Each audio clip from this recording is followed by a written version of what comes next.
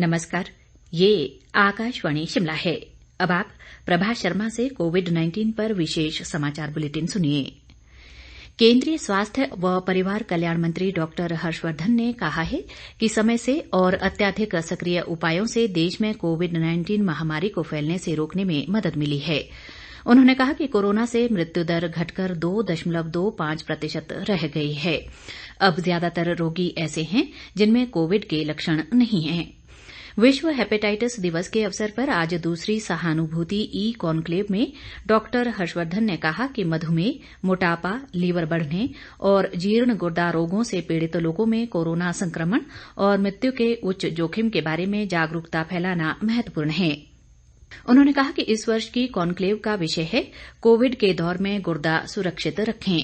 ये मौजूदा संकट की घड़ी में बहुत महत्वपूर्ण है।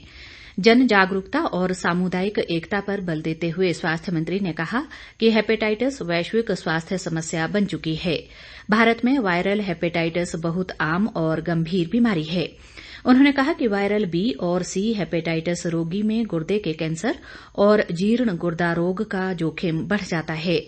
स्वास्थ्य मंत्री ने कहा कि रोग के बारे में बात, जांच और उपचार समाज में जागरूकता फैलाने के मंत्र हैं।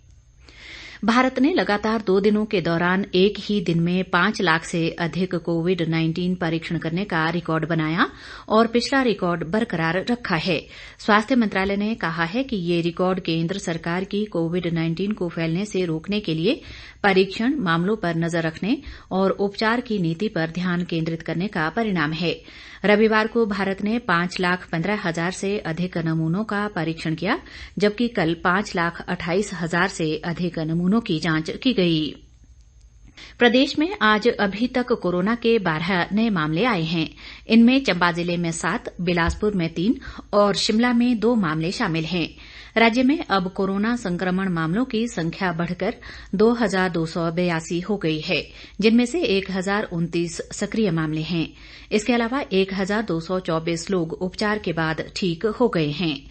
सोलन जिले में सर्वाधिक 563 मामले आए हैं, जिनमें से 380 सक्रिय मामले हैं। राज्य में अब तक कोरोना से 12 लोगों की मौत हुई है। स्वास्थ्य और परिवार कल्याण मंत्रालय ने कहा है कि देश में कोरोना संक्रमण से स्वस्थ लोगों की संख्या 9.5 लाख को पार कर गई है। इसके साथ ही स्वस्थ होने की दर अब 64.23% हो गई है। कोरोना से मृत्यु दर भी घटकर 2.25% रह गई है। पिछले 24 घंटे में 35,175 मरीज ठीक हुए हैं। अब तक कुल 9,52,743 रोगी स्वस्थ हुए हैं। पिछले 24 घंटे में देश में कुल 47,703 लोग संक्रमित हुए। इसके साथ ही कोविड मरीजों की कुल संख्या 14,83,156 हो गई है। इनमें से 4,96,988 का इलाज चल रहा है। एक दिन में 654 लोगों की मृत्यु के साथ कोविड-19 से मृतकों की संख्या 33,425 हो गई है। ऊना जिला की डंगोह खास पंचायत के वार्ड नंबर 9 और नंगल जरियाला पंचायत के वार्ड नंबर 7 में कोरोना पॉजिटिव मामला आने के बाद संबंधित क्षेत्रों को कंटेनमेंट जोन घोषित करने के आदेश जारी कर दिए गए हैं। उपायुक्त संदीप कुमार ने बताया कि कोरोना संक्रमण की रोकथाम के लिए ये आदेश जारी किए गए हैं।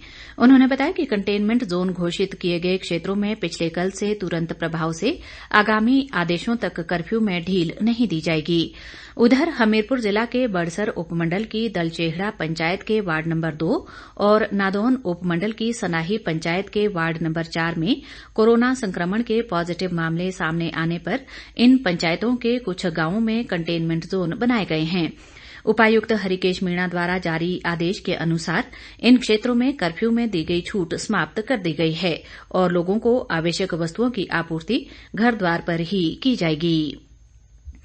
मंडी जिले में कोरोना के बढ़ते मामलों को देखते हुए उपायुक्त ऋग्वेद ठाकुर ने लोगों से कोरोना से बचाव के लिए सरकार द्वारा जारी दिशा निर्देशों का ठीक से पालन करने का